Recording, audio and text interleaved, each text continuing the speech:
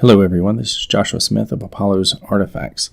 Today we're going to have kind of a discouraging episode. I'm going to tell many people that they should not go to college. In fact, they shouldn't even consider going to college. This is all backed up by lots of data, lots of evidence. There are a lot of statistics that support this position, and I will be going through these. So I pulled together a lot of data that I will link below, of course, as usual. Some of this comes from the American Council on Education, other parts of it from the National Center for Education Statistics. So I wanted to look into high school and university graduation rates to find out if there were some way that we could possibly improve this or figure out what is happening with these people, and look at the groups of people who possibly should not even continue on beyond high school to go to university, because it ends up being a waste of their time, a waste of the university's time and resources, and of course ends up costing those who go and then ultimately drop out lots and lots of money, and creates sort of this university debt crisis that we have going on now.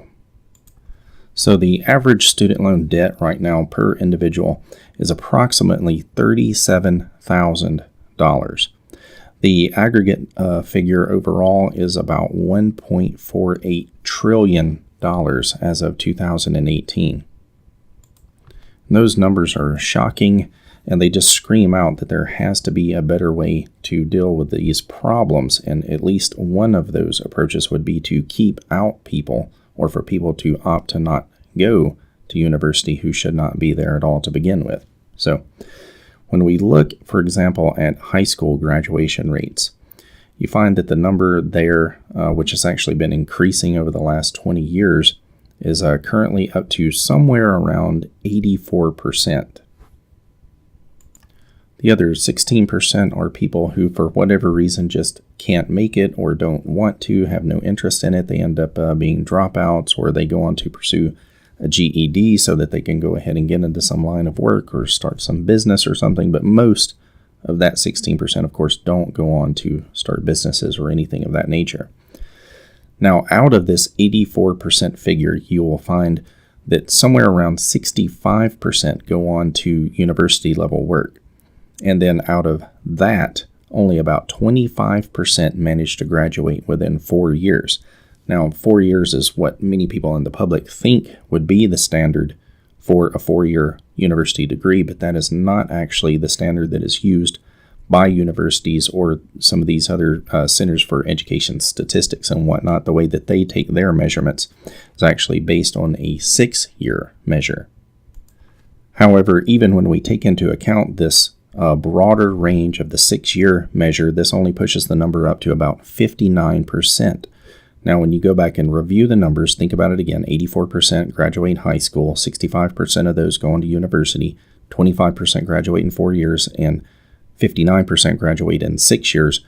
That still means that out of your incoming freshman class as 9th graders in high school, less than half end up graduating from university, which tells you a lot about who it is from those groups who should be going and who should just go out into the job market and not even consider going to university level work unless they're going to choose something like a vocational school or a trade school or something like that that may be better suited for them, or perhaps a military route or something of that nature. When we take a look at some of the findings from a nonprofit group called Complete College America, they say nationwide only 50 of the more than 580 public 4-year institutions graduate a majority of their full-time students on time. Some of the causes of slow student progress, the report said, are inability to register for required courses, credits lost during transfer, and remediation sequences that do not work. The report also said some students take too few credits per semester to finish on time. The problem is even worse at community colleges, where 5% of full-time students earned an associate degree within 2 years, and 15.9% earned a 1 to 2 year certificate on time. Now, that portion there is from an article from the New York Times in 2014 by Tamar Lewin. Among the additional findings from that report is that every year about 1.7 million students begin college in remediation level courses, including a majority of community college students, but only 1 out of 10 remedial level students will ever go on to graduate. And really, that tells us a whole lot. That tells us that if you are not already a high-end achiever or a person who is really internally motivated and driven, that you have some specific goal or task that you want to accomplish with your education, you really shouldn't even go. You shouldn't go to university. You shouldn't go to a 4-year college. You shouldn't go to a 2-year college. When we look at information here from higheredinfo.org, we find that the 3-year graduation rate for associate students, those who are getting basically a 2-year degree, that graduation rate is only 29%. Yet another way to break this down is to look, for example, at the percentage of 9th graders who graduate from high school on time and then go on directly to university thereafter, and then end up returning for their 2nd year, and then go on to graduate within a reasonable amount of time for their program. That number is a stunningly low 21%. And the trend continues if we look at higher end degrees. Once you start looking at degrees beyond the 2-year variety or the 4-year variety, you go to look, for example, at master's degrees. And there's only about 9% of the U.S. population right now that have a master's degree or higher.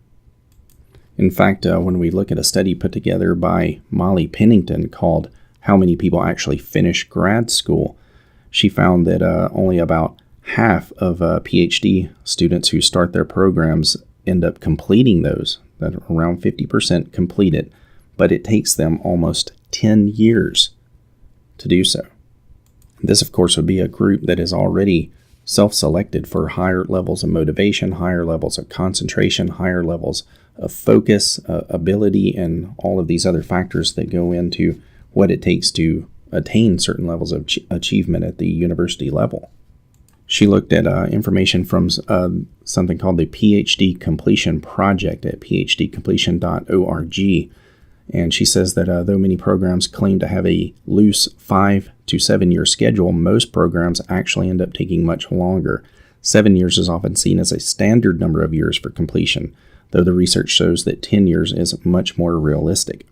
In fact, she lists here the 7-year completion rate for engineering programs. That would be 57%, life sciences 54%, math and physical sciences 48%, social sciences 41%, and the humanities an abysmal 29%. Similar problems also show up for master's programs as well. In the Master's Completion Project, which can be found at cgsnet.org, they find that in STEM subject fields, science, technology, engineering, and math, and then MBA programs, the 4-year completion rates for these STEM would be 66%, and MBA programs at a much better, higher percentage of 86%. However, most master's programs are only supposed to take theoretically 2 to 3 years, and this is a 4-year measure. And among the contributing factors to the reasons why the humanities has such a problem is that most people who would go into a master's or PhD program for the humanities is going to be a person who wants to go on and teach somewhere, but not at the high school level. They would want to be at a community college or university or something of that nature, but the positions there are actually decreasing in number as the costs continually rise and as student debt loads continue to rise, which is a multi-pronged problem to be sure. Also, tenure track positions are being decreased because they cost universities so much money, so they're offsetting that by having, it says, almost 76% of the teaching loads are carried by visiting professors or adjunct professors or other types of part-time faculty. It says many of those jobs, of course, usually come without any benefits or any security, and on average, the pay for those is abysmal. In fact, there are many large cities such as Chicago where you can go and be a high school teacher or any other K through 12 level teacher and end up making more money than many university adjunct professors or associate professors and all of that end up making. So ultimately what we have here is data that is simply inarguable. We have the statistics that back up my initial thesis, which is there are many people who start off as university students that should not they have absolutely no business being there whatsoever. Of course, a lot of these people would be served better in all kinds of other life pursuits, all kinds of other jobs, all sorts of other venues. They could start their own businesses or something like that. But if they don't have that particular entrepreneurial drive, then they're certainly not going to be successful at university either. And for the groups of people out there who try to explain these numbers with poverty, poverty always fails to me as an explanation of anything. There's always a nexus of poverty and failure that goes together.